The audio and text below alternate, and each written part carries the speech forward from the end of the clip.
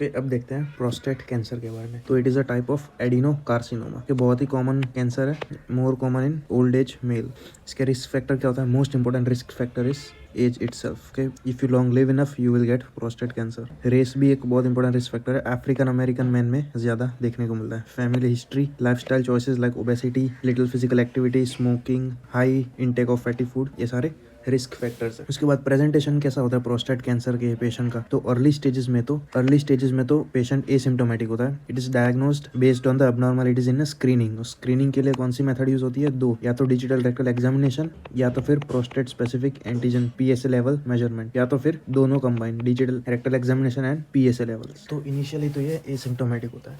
अब later stages में symptoms present हो सकते हैं लाइक यूरिनरी कंप्लेंट्स और retention, back pain, haematuria, weight loss and loss of appetite, anaemia, bone pain, lower extremity pain and oedema, ये सारे symptoms हो सकते हैं इन लेटर स्टेजेस। उसके बाद स्क्रीनिंग मेथड्स मैंने बताई, digital rectal examination and prostate specific antigen testing. Rectal examination में हमें कैंसर के केस में कौन सी फाइंडिंग दिखेगी? तो irregular asymmetric areas of hardness, stony nodules, less mobile structure हमें फील होगा on digital rectal examination. Okay, nodules feel होंगे, हार्ड मास, इरेगुलर मास, फिक्स्ड मास, ये सारे फाइंडिंग्स हो गए रेक्टल एग्जामिनेशन। और प्रोस्टेट स्पेसिफिक एंटीजन उसके लेवल भी एलिवेटेड होंगे। फिर ये इंसिडेंटल फाइंडिंग भी हो सकती है अगर हम बायोप्सी ले रहे होते हैं फॉर ट्रीटमेंट ऑफ BPH। अगर PSA के लेवल बहुत ज़्यादा आएंगे then we can say that patient has prostate carcinoma. It can be incidental finding in TRUS guided true cut biopsy. TRUS is transrectal ultrasound guided true cut biopsy. Other investigations can be MPMRI which is multiparametric prostate MRI, जो हमें एक तो staging के बारे में बताता है, lymph node status के बारे में बताता है, रिकरेंस के चांसेस कितने है कि नहीं है वो बताता है, और फॉलोअप के लिए भी हम यूज कर सकते हैं MPMRI which is multiparametric prostate MRI। तो ये इन्वेस्टिगेशंस हो गए 1, 2, 3 एंड 4। अब स्प्रेड देखते हैं। ये या तो फिर लोकली स्प्रेड हो सकता है, लिम्फेटिक स्प्रेड हो सकता है और distance spread. Local spread in seminal vesicles, rectum and bladder. Lymph node में first lymph node to be involve is obturator lymph node. Distance spread होता है into bones, most commonly into bones. और कौन से बोन? वर्टिब्रल कॉलम में भी lumbar vertebra is more common.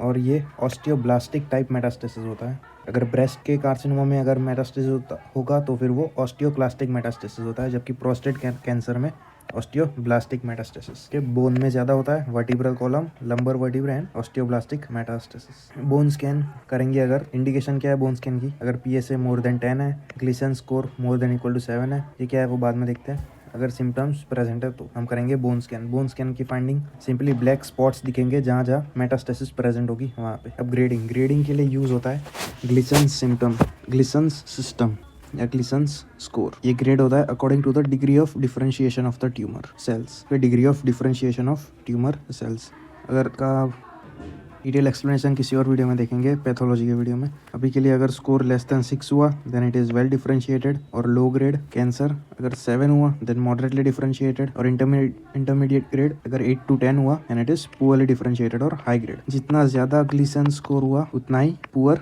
Prognosis, मतलब Gleason score कम होना चाहिए तो सर्वाइवल ज्यादा होगा। Lower the score the less likely the cancer will spread. तो ग्लिसन स्कोर कम होना चाहिए। अगर 6 से ज़्यादा है, 6 या 6 से कम है then it is unlikely to spread. अगर अराउंड 7 है then it moderate chances to spread. अगर 8 या 8 से ज़्यादा है then significant chances of spread. ये था ग्लिसन्स स्कोर। अब स्टेजिंग में TNM staging, T0 no evidence, T1 there is non palpable tumour that is not evident from radiographic imaging. मतलब ये हमें पता चला है थ्रू बायोप्सी। इमेजिंग में ट्यूमर नहीं दिख रहा, हमें बायोप्सी के थ्रू पता चला है, मतलब इतना small tumour. T2 palpable tumor confined to the prostate. T3 it extend beyond the prostate capsule. T4 में it extend beyond prostate to the adjacent structure and it is fixed. ये T4। तो T1 and T2 they are early stage. T3 T4 are advanced stage. Lymph node status उतना important नहीं है। M0 is no metastasis, M1 is at least one distant metastasis. तो ये image है of staging of prostate cancer. Stage 1 and stage 2 are locally confined cancer, मतलब prostate के अंदर ही है। Stage 3 में वो it spread beyond the prostate capsule. Spread to seminal vesicle, locally spread होता है, सेमिनल वेसिकल तक पहुंच गया। स्टेज 4 में spread two adjacent organs like bladder, rectum and spine. अब मैनेजमेंट भी होगा based on staging. Management 3 type में डिवाइड करेंगे। अर्ली स्टेज में क्या ट्रीटमेंट होगी, लोकली एडवांस स्टेज में और मेटास्टेटिक कैंसर में क्या ट्रीटमेंट होगी। सबसे पहले अर्ली स्टेज में क्या ट्रीटमेंट होगी। अब जो अर्ली स्टेज का जो कैंसर होता है वो स्लो प्रोग्रेशन होता है। Okay, it has slow progression. उसके लिए हम पेशेंट को 2 टाइप में डिवाइड करेंगे, less than 70 and more than 70। Less than 70 में हम सर्जरी करेंगे which is radical prostatectomy. Radical prostatectomy which is a morbid procedure. Morbid procedure इसलिए उसके कॉम्प्लिकेशंस के चांसेस भी ज्यादा है, इसलिए हम अवॉइड करते हैं to perform the surgery in more than 70 years age patient. Less than 70 year में सर्जरी करेंगे विच इज रेडिकल प्रोस्टेटेक्टोमी। दूसरे इसके फॉर्म्स है which is robotic radical prostatectomy, robot assisted lap prostatectomy and nerve preserving robot assisted lap prostatectomy. इसमें हम nerve preserve करते हैं which is cavernous nerve जो इरेक्शन में हेल्प करती है ताकि इरेक्टाइल डिसफंक्शन ना हो। और ये 2 इमेज है रेडिकल प्रोस्टेटेक्टोमी की and this is lap radical prostatectomy. More than 70 years के पेशेंट में हम सिर्फ ऑब्जर्वेशन एंड सर्वेलेंस करते हैं। प्रोस्टेटेक्टोमी में स्ट्रक्चर कौन से रिमूव होते हैं। एक तो प्रोस्टेट रिमूव होता है टिल द एक्सटर्नल स्फिंक्टर, उसके बाद लिम्फ नोड रिमूव होते हैं, सेमिनल वेसिकल्स, ये 3 चीजें रिमूव होती है। Prostate till the external sphincter, lymph node and the seminal vesicle. और उसके बाद जो यूरेथ्रा होता है उसे हम नेक ऑफ ब्लैडर से अनास्टोमोस कर देते हैं। ये थी treatment of early stage prostate cancer. अब treatment management of locally advance stage. Again इसमें भी same less than 70 year and more than 70 year. Less than 70 year में स्टार्ट करेंगे बाय रेडियोथेरेपी।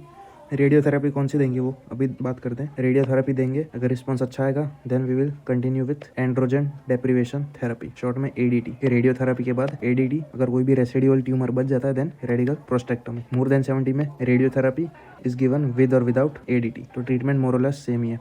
रेडियोथेरेपी में 2 टाइप, किसी एक टाइप की रेडियोथेरेपी दे सकते हैं, IMRT विच इज इंटरमोड्यूलेटरी रेडियोथेरेपी, और दूसरी है ब्रैकीथेरेपी। तो ये इमेज ऑफ प्रोस्टेट ब्रैकीथेरेपी जिसमें रेडियो एक्टिव सीड्स है वो ट्यूमर के एकदम नजदीक प्लेस करते हैं और फिर डायरेक्टली वहाँ पे रेडिएशन पास करते हैं, जबकि IMRT उसमें पूरे पेल्विस में रेडिएशन पास करते हैं। फिर मेटास्टेटिक प्रोस्टेट कैंसर, उसकी ट्रीटमेंट स्टार्ट करेंगे by ADT androgen deprivation therapy. It can be given either by surgery जिसमें हम बायलेटरल ऑर्किडेक्टोमी करेंगे ताकि टेस्टोस्टेरोन का प्रोडक्शन वही खत्म हो जाए, या तो फिर मेडिकली ट्रीटमेंट देंगे bye LH blocker with or without anti androgen के। तो ADT में इसका सिंपल लॉजिक क्या होता है, प्रोस्टेट कैंसर होता है due to increase in the testosterone level. तो हमें टेस्टोस्टेरोन लेवल कम करना होता है, या तो हम सर्जरी से कर सकते हैं या फिर मेडिकल ट्रीटमेंट के थ्रू। सर्जरी में बायलैटरल ऑर्किडेक्टोमी करेंगे और मेडिकल ट्रीटमेंट में LH ब्लॉकर देंगे या उसके साथ एंटी एंड्रोजन देंगे। ADT थोड़े टाइम के लिए देंगे तो उसके बाद क्या, जो ट्यूमर होता है वो हार्मोन रेजिस्टेंट बन जाएगा, तो इसलिए हमें स्विच करना होगा इनटू कीमोथेरेपी। कीमोथेरेपी में देंगे पैक्लीटेक्सेल एंड गाबाजीटेक्सेल। अब कोई दूसरी भी ट्रीटमेंट मोडालिटीज है like T cell vaccine which is sipuleucel T। Okay, T cell vaccine हो गई। फिर radio plus chemotherapy are combined in case of bony metastasis which are hormone resistant. ये थी treatment of metastatic prostate cancer. Early, फिर से एक बार short में रिवाइज करो। अर्ली स्टेज में लेस देन 70 में radical prostatectomy and more than 70 में surveillance and observation. Locally advance stage में लेस देन 70 में radiotherapy plus ADT। More than 70 में भी सेम ही है ऑलमोस्ट। मेटास्टेटिक कैंसर में ADT प्लस कीमोथेरेपी, और दूसरी ट्रीटमेंट्स है like T cell vaccine and radio and chemo combined. PSA is used as tumour marker and prognostic factor क्या है, स्टेज ऑफ द डिसीज, वो डिटरमाइन करता है प्रोग्नोसिस। ये थी पूरी प्रोस्टेट कैंसर। Thank you.